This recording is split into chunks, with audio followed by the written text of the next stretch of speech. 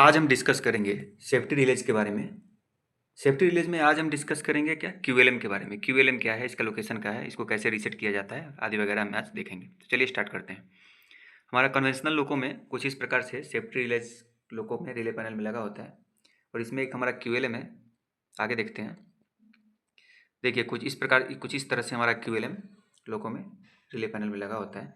ये हमारा resetting switch है, रीसेटिंग नॉब है। इसको रोटेट करके क्यूएलएम को रीसेट करते हैं और यहाँ पे देखिए ये लॉक्ड जो दिया है, यही लॉक्ड इंडिकेशन आता है तो हमको पता लगता है क्यूएलएम हमारा एक्ट हो गया है लॉक्ड कंडीशन में। नेक्स्ट देखते हैं। क्यूएलएम डिस्कस करने से पहले इसमें 3 प्रकार का जो है सर्किट जो है वो यूज में आता है।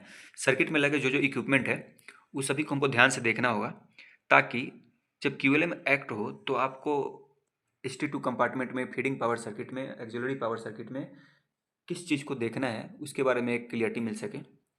तो ये हमारा ट्रैक्शन पावर सर्किट है, जिसमें देखिए line contactor L1, L2, L3, L4, L5, L6 ये रहा। यहाँ पे अपना देखिए CTF3 है, A16 है, A15, Q20 इधर लगा है, QD1 यहाँ पे है, QD2 यहाँ पे है। आप अपने बुक में इसको अच्छे से देख सकते हैं। CTF3, CTF2, CTF1 यहाँ है। तो इस प्रकार से आपको तीनों circuit, feeding power circuit, traction power circuit और एक्सिलरी पावर सर्किट, तीनों को ध्यान में रखना है। आगे हम बताएंगे इसका क्या यूज आने वाला है। ये हमारा फीडिंग पावर सर्किट है, इसमें लगे सभी इक्विपमेंट को आप एक बार अच्छे से देख लीजिए। यहाँ पे हमारा देखिए एक बार ध्यान से, ये देखिए हमारा पे A33 बुशिंग है, ये हमारा क्यूएलएम मेन ट्रांसफार्मर है, ये हमारा एक्सिलरी ट्रांसफार्मर है, ये A0 से A33 यहाँ तक बाइंडिंग है, यहाँ CGR1, CGR2, CGR3 यहाँ पे है, फिर ये A3 बुशिंग यहाँ है, A4 यहाँ है, A6, A5, CTF3, RSI, traction motor, SL1, ये सभी हमारा चेक करना पड़ता है जब भी हमारा क्यूएलएम एक्ट होता है। और किस प्रकार से चेक करेंगे आगे हम वीडियो में इस पर डिस्कस करते हैं। नेक्स्ट देखते हैं। यहाँ पे देखिए हमारा एक एक्सिलरी पावर सर्किट है। एक्सिलरी पावर सर्किट में लगे सभी इक्विपमेंट को भी एक बार ध्यान से देखिए, इसका लोकेशन कहाँ है ये सभी देखिए। और जब भी हमारा क्यूएलएम एक्ट होगा QLA और QOA के साथ, तो एक्सिलरी पावर इक्विपमेंट को भी हम एक बार चेक करते हैं। इसमें लगे सभी इक्विपमेंट को भी एक बार चेक करते हैं कि कहीं उसमें तो प्रॉब्लम नहीं है। आगे हम इसके बारे में डिस्कस करेंगे। आगे देखते हैं। हाँ, ये हमारा एटफेक्स है, ATFX लोको में ये हमारा एटफेक्स लगा है। आपको हम एक लोकेशन दिखा देते हैं, कोई चीज़ कैसा दिखता है, जिससे आपको एक आइडिया हो जाएगा कि लोगों के अंदर जाते ही कि हाँ ये हमारा एटफेक्स है, ये हमारा क्या है। चलिए, ये हमारा एटफेक्स है, कुछ इस प्रकार से एटफेक्स दिखता है। नेक्स्ट देखते हैं। नेक्स्ट देखिए, यहाँ पे L4, L5, L6 ये लाइन कॉन्टैक्टर है, HQO P2 यहाँ पे है और J2 ये है, CTF2 यहाँ है, ये J2 ये CTF2। नेक्स्ट नेक्स्ट देखिए, यहाँ पे हमारा सर्वो मोटर लगा है, ये हमारा हैंडल है और ये जो है नंबर है, नंबरिंग को एक बार ध्यान से देखिएगा। ये बिट पैकिंग में हमको ये नंबरिंग का बहुत ज़्यादा यूज होता है, जो हम आगे वीडियो में आपको इस पर भी एक बिट पैकिंग पे भी एक वीडियो बनाएंगे और उसको डिस्कस करेंगे। नेक्स्ट देखते हैं। ये हमारा L1 से L6 कॉन्टैक्टर है। सभी वीडियो को पॉज करके आप एक बार लोकेशन को अच्छे से तरह से देख के उसको पहचानने की कोशिश करिएगा कि कौन सा चीज़ किस तरह से दिखता है, ताकि आपको लोगों के अंदर जाने पर आसानी हो। इन सभी के लोकेशन के बारे में भी हम एक डिस्कस करेंगे। तो चलिए क्यूएलएम के बारे में आज देखते हैं। क्यूएलएम हमारा क्या है? क्यूएलएम जनरली हमारा एक ओवर करंट रिले है। क्या है ये? ओवर करंट रिले है, जो हमारा फीडिंग पावर सर्किट में इक्विप्ड होता है। फीडिंग पावर सर्किट में कहाँ होता है क्यूएलएम, आपको अभी मैं दिखा रहा हूँ। देखिए, ये जो है ना, ये हमारा क्यूएलएम है, जो फीडिंग पावर सर्किट जो है यहाँ पे हमारा, देखिए ये क्यूएलएम है। ये जो है छोटा सा, यहाँ पे ये क्यूएलएम है, जो फीडिंग पावर सर्किट यही हमारा, ये फीडिंग पावर सर्किट में क्यूएलएम होता है। क्या है ये? क्यूएलएम एक प्रकार का हमारा ओवर करंट रिले है, जो फीडिंग पावर सर्किट में पाया जाता है। इसका काम क्या होता है, आप गौर से ध्यान दिए होंगे, क्यूएलएम जो है हमारा वो मेन ट्रांसफार्मर के जस्ट ऊपर फीडिंग पावर सर्किट में लगाया गया है। यानी ये मेन ट्रांसफार्मर को ओवरलोड से बचाता है।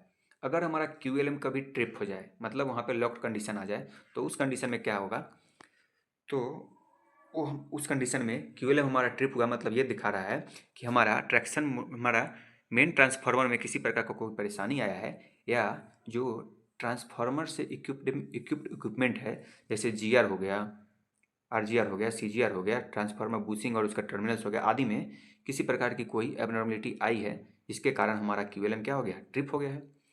तो क्यूएलएम का एक ट्रिप होने के लिए एक वैल्यू भी सेट किया गया है।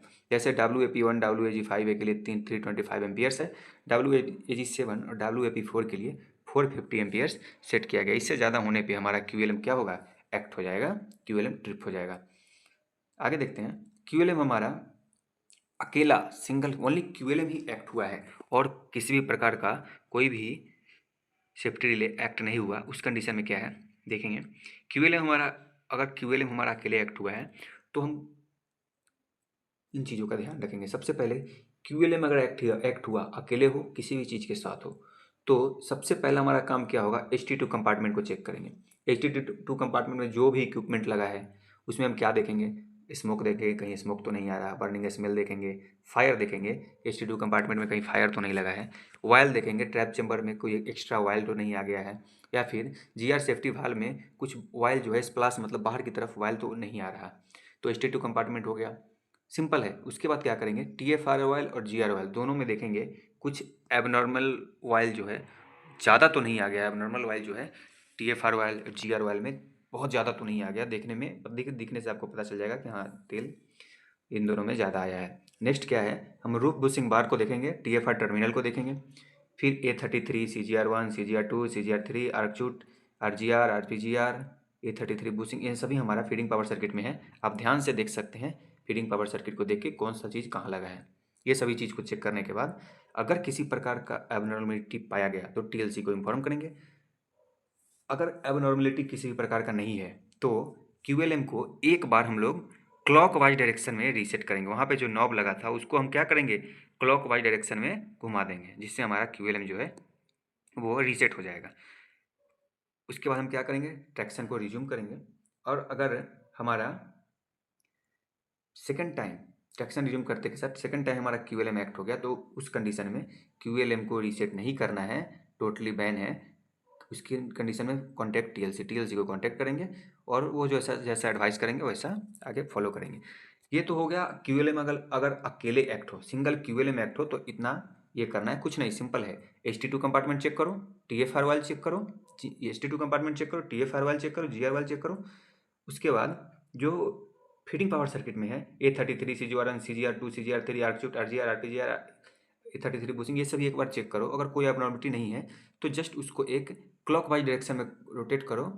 क्यूएलएम पे लगा जो डायरेक्शन नॉब है उस पर उसको क्लॉक वाइज डायरेक्शन में रोटेट करो, जिससे हमारा क्यूएलएम रीसेट हो जाएगा और हम आगे काम कर सकते हैं। लेकिन अगर सेकेंड टाइम क्यूएलएम एक्ट हुआ तो उसको रीसेट नहीं करना है, TLC से कॉन्टेक्ट करना है।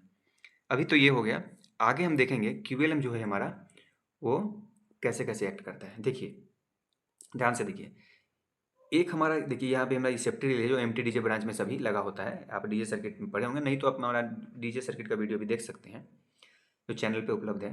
MT-DJ ब्रांच में देखिए QOA QLA QOP1 QOP2 QRSI1 QRSI2 ये सभी लगा है।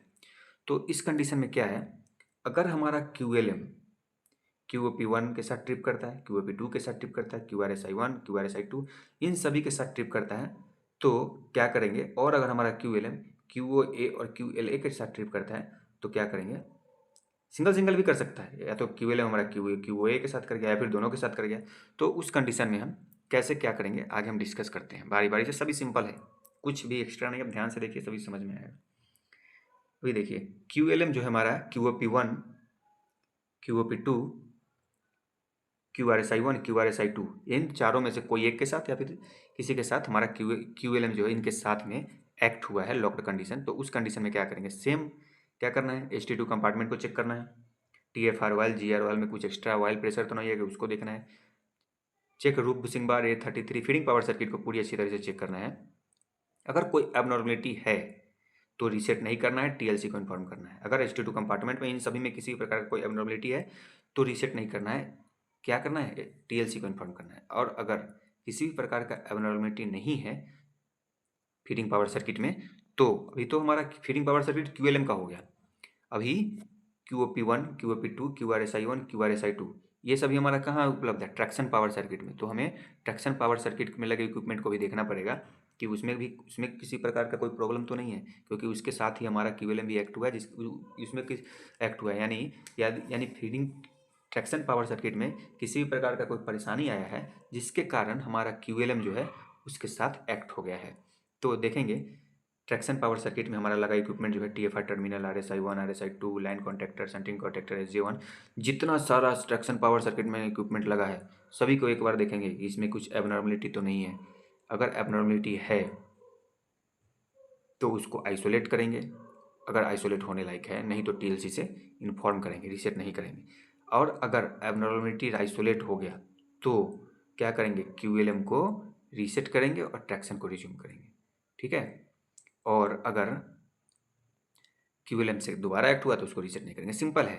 अगर QLM अकेले एक्ट किया तो ST2 कंपार्टमेंट चेक करो, ठीक है, फीडिंग पावर सर्किट चेक करो, बस सभी नॉर्मल है तो रीसेट करके आगे जाओ। अगर QLM हमारा QOP1, QOP2, QRSI1, QRSI2 के साथ एक्ट किया तो ये ST2 कंपार्टमेंट के साथ साथ फीडिंग पावर सर्किट और फीडिंग पावर सर्किट के साथ साथ हमारा जो है ट्रैक्शन पावर सर्किट में लगे इक्विपमेंट को भी एक बार चेक करो, ठीक है। अगर ये सभी नॉर्मल है तो एक बार QLM को रीसेट करके आगे काम कर सकते हैं। सेकेंड टाइम QLM जो है रीसेट नॉट परमिटेड है। नेक्स्ट वैसा ही हम देखेंगे QLM हमारा उस लास्ट टाइम कहाँ ये एक्ट हुआ था, जो QOP1, QOP2, QRSI1, QRSI2 के साथ एक्ट हुआ था। तो हम क्या देखे थे, ट्रैक्शन पावर फीडिंग, पहले क्या देखे, ST2 कंपार्टमेंट, पुशिंग बार, फिर उसके बाद फीडिंग पावर सर्किट देखे, फिर क्या है ट्रैक्शन पावर सर्किट देखे, क्योंकि QOP1, QOP2, QRSI1, QRSI2 जो है हमारा ट्रैक्शन पावर सर्किट में लगा है। नेक्स्ट देखते हैं, अगर हमारा QLM जो है QLA और QOA के साथ एक्ट हुआ है तो उस कंडीशन में क्या सेम है, ST2 कंपार्टमेंट देखो, TFR वाल देखो, फीडिंग पावर सर्किट देखो। हाँ, अभी QLA और QOA कहाँ है हमारा एक्सिलरी पावर सर्किट में, तो हम एक्सिलरी पावर सर्किट को फिर से एक बार देखेंगे कि इसमें क्या लगा इक्विपमेंट है, क्या है, किधर है, और उसके बाद कि कोई अबनॉर्मलिटी है तो उसको रीसेट करेंगे, आइसोलेट करेंगे। अगर सक्सेसफुली आइसोलेट हो गया तो एक बार QLM को रीसेट करेंगे क्लॉकवाइज डायरेक्शन में और ट्रैक्शन को रिज्यूम करेंगे। और अगर हमारा आइसोलेट नहीं हुआ तो TLC को इन्फॉर्म करेंगे, क्या करना है वो बताएगा। और अगर सेकेंड टाइम हमारा QLM ड्रॉप करता है तो उस कंडीशन में जो है हम किसी भी प्रकार का से QLM को रीसेट नहीं करेंगे। तो QLM पर हमारा इतना ही था। किसी भी प्रकार का कोई कन्फ्यूजन हो तो आप कमेंट बॉक्स में कमेंट कर सकते हैं, मैं उत्तर देने की पूरी कोशिश करूँगा। Thank you very much.